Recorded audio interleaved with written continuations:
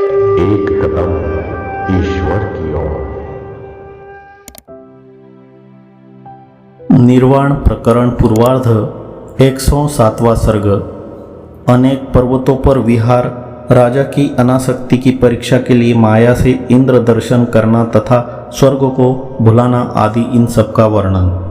महाराज वशिष्ठ जी ने कहा, भद्र, रात बीत जाने के बाद जबकि प्रभात में अंशुमाली सूर्य के लाल रंग ने समस्त भुवन का कोना कोना रंग दिया, तब शिखिध्वज की भार्या मदनिका अपने पहले के कुंभ रूप में आ गई। श्री राम जी, मैंने आपसे जैसे कहा वैसे वे दोनों कुंभ और शिखिध्वज स्वतः विवाहित हो गए और देवताओं के सदृश भोग सामग्री से पूर्ण होने के कारण वे प्रिय देव दंपत्ति ही बन गए। प्रतिदिन ऐसी चित्र विचित्र वन पंक्तियों में विलास करते थे जहाँ की पके पके फलों के समूह भरे पड़े रहते थे और पल्लवों की अनोखी शोभा निखरती रहती थी। दिन में तो वे अत्यंत प्रिय मित्र बन जाते थे और रात में प्रिय पति पत्नी बन जाते थे। प्रभा और दीपक की नाई इतने वे मिले जुले थे कि कभी अलग होते ही नहीं थे। उन्होंने अरण्य के कुंजों में, पर्वतों की गुफाओं में, मंदार वृक्षों से अति गहन अर्थात घने तमाल वृक्षों की झाड़ियों में, सह्याद्री, दर्दूर, कैलाश, महेंद्र, मलय, गंधमादन, विंध्याचल तथा लोकालोक पर्वत और नदियों के तटों में रमण किया। 3 दिन बीत जाने के बाद जबकि उसके पति निद्रा ले रहे थे, तब वह चुड़ाला अपने नगर की ओर जाकर वहां राज कार्यों का संपादन कर फिर वापस आ गई। वे कुंभ और शिखिध्वज, जो दिन में स्वच्छ हृदय मित्र और रात के प्रिय पति पत्नी थे, अनेक तरह के पुष्पों से मालित होकर परस्पर अत्यंत मुदित रहते थे। किस किस स्थान में कितने कितने समय तक वे रहे यह बतलाते हैं। महीने भर तो उन्होंने महेंद्र पर्वत के ऊपर गुफा घर में निवास किया। वह घर अत्यंत रमणीय था। उसके चारों ओर चीड़ के ऊंचे वृक्ष लगे थे। उसकी दीवारें रत्नशिलाओं की बनी थी। वहां पर देवता और किन्नर उनका आगत स्वागत खूब किया करते थे। उसके बाद उन्होंने इसी तरह 15 दिन तक शुक्तिमान पर्वत के पृष्ठ के, जो कि हाथों से लेने योग्य अनेक दुखों के विनाशक फल, पुष्प आदि से युक्त मंदारों के कारण वनमाला से मालित हो गया था, कल्पवल्ली के कुंज में निवास किया। 2 मास तक मैनाक पर्वत के दक्षिण के तट पर परिजात वन में, जो कि देवताओं में भोग्य फूलों के गुच्छों का मंडप ही था, रहकर विहार किया।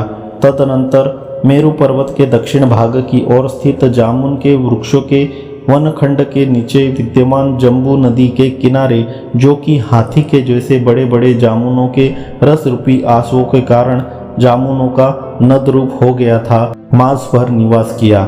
उत्तरी कुरुओं के मंडल में वे 10 दिन तक रहे और 27 दिन तक उत्तर के कौशल देश में रहे।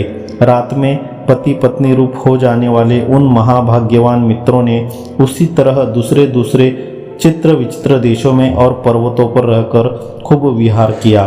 तदनंतर धीरे धीरे कुछ महीने व्यतीत हो जाने के पश्चात देवपुत्र का स्वरूप धारण की हुई वह चुड़ाला विचार करने लगी, अब मैं सुंदर सुंदर नानाविध उपभोगों से शिखिध्वज की परीक्षा करूंगी। परीक्षा के द्वारा इसकी अनासक्ति मैं जब दृढ़ कर दूंगी, तभी यह फिर कभी भोगों में प्रेम नहीं करेगा। यो विचार कर चुड़ाला ने जंगल भूमि में अपनी माया से देवताओं और अप्सराओं के साथ साथ आए हुए इंद्र को दिखलाया। अपने परिवार के साथ आए हुए इंद्र को देखकर वन में वास किए हुए राजा शिखिध्वज ने पहले उनकी यथाविधि अर्घ्यपाद आदि से पूजा की। फिर उनसे प्रश्न किया। राजा शिखिध्वज ने कहा, हे देवराज, आपने स्वयं इतने दूर से यहाँ आने का परिश्रम क्यों उठाया? जिस प्रयोजन को लेकर आप यहाँ पधारे हो उसे प्रसन्नता पूर्वक कहिए। इंद्र ने कहा, हे राजन, हम लोगों ने हृदय में लगे हुए सूत्र रूपी आपके सद्गुणों के आधिक्य से वशीभूत होकर ये हम यहाँ उस तरह आ गए हैं जिस तरह हृदय में बंधे हुए सूत्र से वशीभूत होकर अरण्य के पक्षी आ जाते हैं। राजन, उठिए और स्वर्ग चलिए, क्योंकि वहाँ पर आपके गुणों के श्रवण से जनित महान आश्चर्य से चकित हुए समस्त देवता और देवांगनाएं आपके आगमन की प्रतीक्षा कर रही है। आकाश में गमन करने की तो मुझमें शक्ति है नहीं, फिर मैं स्वर्ग कैसे आऊं, इस पर कहते हैं राजन, और भी इन सिद्ध पादुका, गुटिका, खड़ग, पारद आदि का स्वीकार कर सिद्धों के मार्ग से आप स्वर्ग मंडल में आने का अंगीकार कीजिए। हे तत्वज्ञ, आपके सरीखे जो साधु महात्मा है वे अपने पास आई हुई लक्ष्मी का अस्वीकार कर अपमान नहीं करते और अप्राप्त लक्ष्मी की अभिलाषा भी नहीं करते। महात्मन, जिस तरह भगवान नारायण के आगमन से तीनों लोक पवित्र होते हैं, वैसे ही निर्विघ्न सुखपूर्वक विहार कर रहे आपके आगमन से आज ही स्वर्ग पवित्र हो जाए।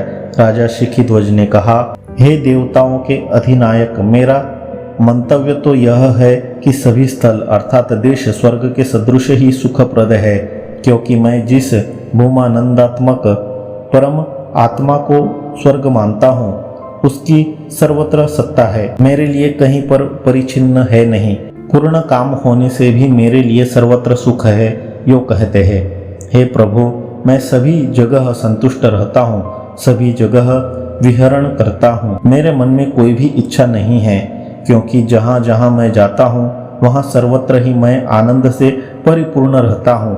हे इंद्र, इन सब बातों से मैं परिचिन्न किसी एक स्थान में रहने वाले ऐसे तुच्छ स्वर्ग के प्रति जाने की संभावना ही नहीं कर सकता। अतः लाचारी है कि मैं आपकी आज्ञा का पालन नहीं कर सकूंगा। जो विषय असंभव है उसके लिए आपको आज्ञा देना ही अनुचित है, अतः आज्ञा पालन न करना मेरा अपराध नहीं हो सकता, यह तात्पर्य है। इंद्र ने कहा, हे साधो, जिन लोगों ने जानने योग्य तत्व जान लिया है और जिनकी बुद्धि परिपूर्ण हो गई है, वे भोग भोगे चाहे न भोगे, दोनों ही बराबर है। ऐसा होने पर भी विषयोपभोग सज्जनों ने अपने प्रारब्ध का क्षय करने के लिए किया ही है और मैं भी उसे अच्छा ही मानता हूँ। यद्यपि इस तरह दूसरी बार इंद्र ने राजा से कहा, तथापि स्वर्ग जाने की इच्छा न रहने के कारण राजा शिखिध्वज प्रत्युत्तर न देकर जब चुपचाप मौन ही रहे, तब पुनः सखेद देवराज ने कहा, राजन, यदि आप स्वर्ग के लिए निरपेक्ष ही है तो मैं ही यहाँ से क्यों न चला जाऊँ, क्योंकि मेरे आने से जो प्रयोजन रहा उसकी सिद्धि तो आपसे हो नहीं रही है। उसके बाद जबकि राजा अपनी अर्ध स्वीकृति देकर कह रहे थे कि मैं आज तो स्वर्ग नहीं आऊँगा, परंतु फिर राज गद्दी पर बैठकर पहले की तरह आपके शत्रुओं को मारने के लिए स्वर्ग में आ जाऊंगा, तब हे राजन, आपको राज्य प्राप्ति रूप कल्याण शीघ्र हो, यो आशीर्वाद देते हुए देवराज इंद्र अंतर्हित हो गए। देवराज इंद्र के अदृश्य हो जाने पर उनके साथ का दूसरा देव समूह भी ऐसे अदृश्य हो गया जैसे समुद्र में वायु के अदृश्य हो जाने पर व्याकुल हुए मगर, फेन, सर्प आदि से युक्त तरंग समूह अदृश्य हो जाते हैं। 107वां सर्ग समाप्त।